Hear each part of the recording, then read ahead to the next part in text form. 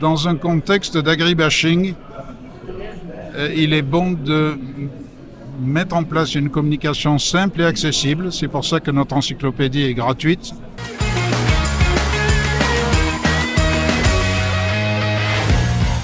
Dans notre définition, nous aimons bien nous mettre en avant sous l'angle suivant, c'est-à-dire une ambition connaître et une volonté de transmettre. C'est bien. Hein. Alors, connaître, cela nous est facile parce que nous avons beaucoup de membres qui sont des experts, qui ont fait des carrières longues dans des milieux variés. Oui. Donc, l'expertise, nous l'avons. En revanche, la transmission est toujours un exercice difficile, bien sûr, surtout dans le contexte actuel. Alors, notre communication à nous, Académie, pendant longtemps a été très académique, à savoir que nous organisons chaque semaine des réunions publiques et gratuites où, sur un thème donné, des experts viennent s'exprimer, donner des résultats de recherche, donner des sensations, des expériences, fournir de l'information. Et ensuite, on discute ces sujets-là. Donc, cela se fait de manière publique. C'est bien. Cela dit, c'est une formule qui, dans le contexte actuel, nous paraît indispensable mais insuffisante. Ouais. C'est quoi les idées? C'est qu'aujourd'hui, il faut quoi? Plus démocratiser l'information, la vulgariser, parce que dès qu'on parle finalement d'une approche, on va dire, scientifique, agricole, il y a des termes, il y a des nécessités, je dirais, cognitives. Tout à fait. Pas facile de vulgariser. Très difficile. Par le passé, notre communication s'adressait essentiellement à des filières agricoles et des milieux d'experts. En revanche, le problème actuel est plutôt un problème de connaissance des réalités de l'agriculture par un public non informé, ce n'est pas de sa faute, ou mal informé. Ça, on peut en discuter longuement. C'est un grand débat.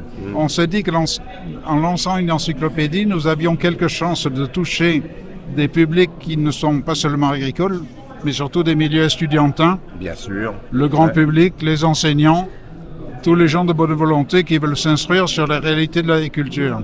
Alors, rien ne remplace la communication des agriculteurs, comme cela a été dit tout à l'heure.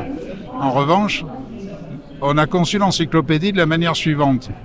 Dans un contexte d'agribashing, il est bon de mettre en place une communication simple et accessible. C'est pour ça que notre encyclopédie est gratuite, ouverte à tout le monde.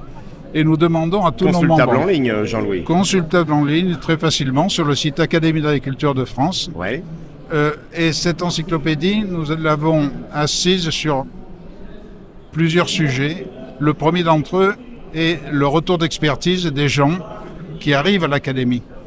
Lorsque de nouveaux membres arrivent, on leur demande sur leur domaine d'expertise de fournir une ou plusieurs fiches explicatives, simplement rédigées, avec le moins de mots scientifiques possible, de manière à ce que sur tous ces thèmes, et il y en a des centaines maintenant, qui s'affichent lorsqu'on ouvre le site, on puisse y accéder, et un étudiant, par exemple, qui veut creuser un sujet, trouvera sûrement toute une documentation sur le site. Ou des pistes finalement, je dirais, d'enquête qui le mèneront finalement à... Absolument. Et nous avons voulu aussi, dans cette encyclopédie, mettre en place une série de repères. C'est-à-dire aujourd'hui, nous entendons beaucoup de choses qui ne sont pas la réalité, qui ne sont pas la vérité, qui sont le fruit de mouvements divers. Remettre l'agriculture au milieu de la bibliothèque. Oui, et remettre les idées en place sur des réalités, et non pas sur des croyances. Donc ce travail-là, nous le faisons au moyen de repères, c'est-à-dire dans la littérature scientifique ou économique du moment, nous sélectionnons des données qui permettent de comprendre l'évolution d'un sujet dans la durée. C'est-à-dire, par exemple, on a remis à jour récemment des fiches sur les résidus dans l'alimentation. Que sait-on?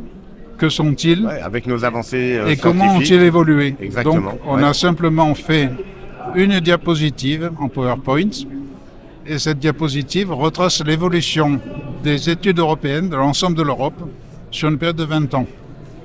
Et sur une période de 20 ans, on se rend compte que les choses n'ont pas beaucoup bougé, sinon en mieux, et que l'on se retrouve aujourd'hui avec quelque chose comme 53% des aliments qui ne contiennent aucun résidu décelable. Et cela n'est pas une idée reçue. Exactement, c'est scientifique.